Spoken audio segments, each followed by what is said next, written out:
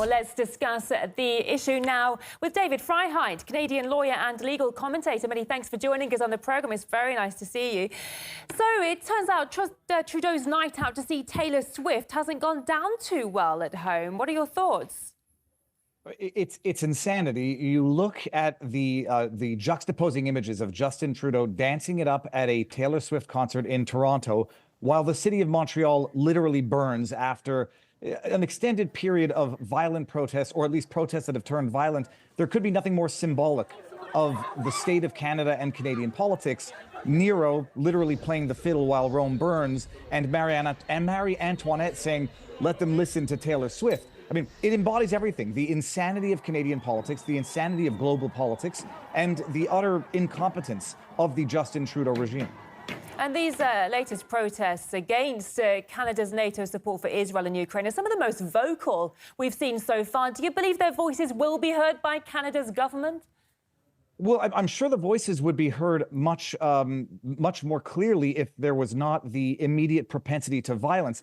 People think that, first of all, call it the anti-Israel protest, the pro-Palestinian protest. It's got confounded into a destructive force because that's pretty much necessarily where it goes. It seems that the protest makes it impossible to support Palestinian rights without condoning Hamas terrorism. And so the bottom line, their voices would be heard better and louder and clearly if they didn't resort to violence and anti-Israel, and they want to call it anti-Israel sentiment, but harassing people outside of synagogues is not going to do much to promote the plight of the Palestinians. So I don't know. They're pissing off more people than they're actually bringing in with the violence. And it's, the problem is there's legitimate grievance and legitimate gripe to be had with the proportion of Israel's response to the October 7 terrorist attacks. But this is not the way you make those grievances heard. This is, in fact, the way you make sure that no one actually can even lend credence to the legitimate grievance, because all they see is wild violence, wild protests by people who condone terrorism. And this is all coming as Canada's hosting NATO's annual parliamentary session as well. What do you make of the timing of the protests, and why do you think Canadians are so angered by the presence of NATO delegates?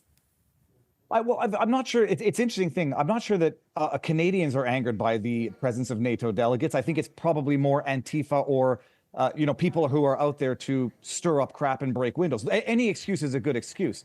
People are, I would say the Canadian population at large is a little bit irritated with NATO policies, or at least Justin Trudeau's policy of financing endless proxy wars against its, stated evil enemy, Russia. I think a lot of people are getting kind of fed up with that when they see Justin Trudeau, and Joe Biden for that matter, shipping billions and hundreds of billions of dollars off to Ukraine to finance their government, to finance their small businesses, while the victims of the Hurricane Helene in North Carolina are getting $750.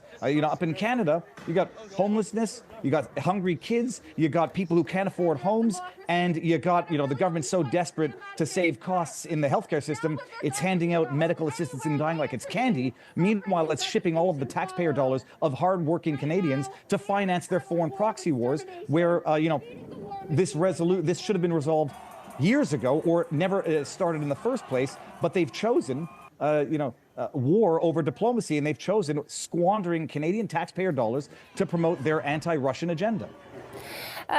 Let's talk about Justin Trudeau, because he's survived so many years of scandals. His approval ratings have been steadily sinking during this time. What's your assessment of his grip on power? How much longer could he possibly stay?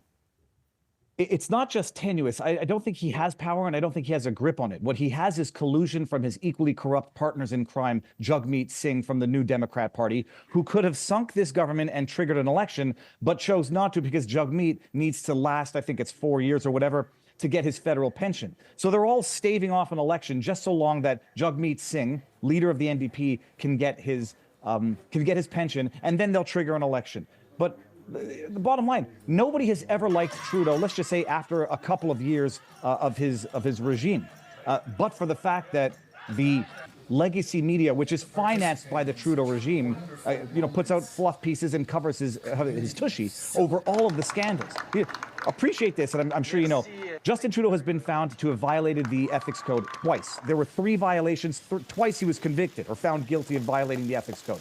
Yeah, the Aga Khan scandal, the Jody Wilson-Raybould scandal. This is a man who's been caught dressing in blackface, allegedly groping a reporter, elbowing a member of the opposition in the breast, and he survives because of his state-funded media. And all the while he survives based on his state-funded media, they send out their parliamentary inquiries to look into Russian interference into Canadian politics while they've got pro-Hamas protesters smashing windows on the streets while he dances at a Taylor Swift concert. How much worse can it get? David Freiheit, many thanks for speaking to us. We've been talking to David Freiheit, Canadian lawyer, legal commentator. Thank you for your time.